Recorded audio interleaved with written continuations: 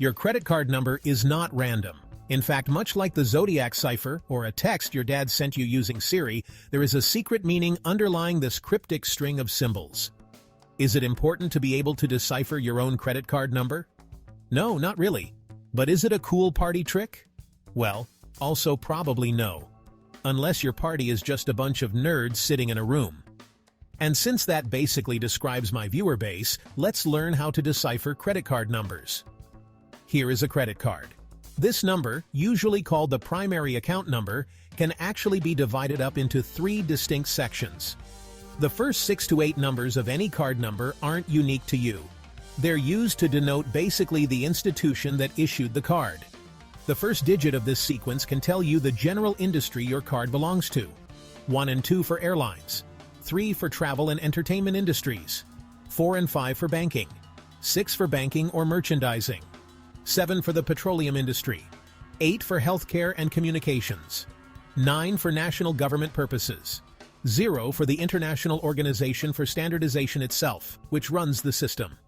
The next 5 to 7 digits narrow the card down to its specific credit network, like Visa or MasterCard. American Express owns the numbers starting with 34 and 37. MasterCard owns 2,221 through 2,720, plus 51 through 55. And Visa somehow managed to snag pretty much every string beginning with the number 4. The next section, which can vary in length but is generally under 12 digits, is what's used to identify the individual account within the credit network that your number belongs to. And that brings us to the last digit, which is called the check digit. This is how computers can filter out most invalid numbers without needing to actually read through their big book of legitimate credit cards. It's calculated using something called the Loon algorithm, which goes a little something like this. Step 1. Remove the last digit of your credit card number.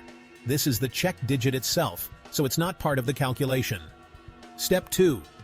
Starting from the last digit of your remaining number, moving left, double every other digit. If the double number is more than 10, then add its 2 digits together. Step 3. Add all of the digits together, including the ones you didn't double. Step 4. Taking the last digit of the sum you calculated in Step 3, subtract that number from 10. If the digit is 0, then don't do anything. What you get should be your check digit. And if it's not, well, just go ahead and post your credit card number in the comments. I'm sure there are plenty of people who would love to help you figure it out. Anyways, basically, the reason this whole algorithm seems so convoluted is to account for different types of potential errors. The check digit will be off, and therefore will tell the computer that it's not a real credit card number if you accidentally mistype any one digit. But it will also be off if you accidentally flip the place of 2 adjacent digits. Since every other digit is doubled in the algorithm, this can't catch every error or every invalid credit card number, but it can account for most mistakes you'd make while trying to drunkenly order a pint of ranch dressing on Postmates. Now, because so much of this number is predetermined, it actually means that we're at risk of running out of viable credit cards. Most cards are 16 digits, but if you strip away the 6-digit network identifier and the check digit, you're only left with just shy of 1 billion possible individual accounts. And of course, you can't actually issue every available number, because then online shopping just becomes a game of typing a random number into Amazon and hoping it doesn't belong to someone you know. In fact, during the COVID-induced online shopping boom, credit card companies in Japan began discussing the possibility of adding an extra digit onto newly issued cards because they were worried they might actually run out.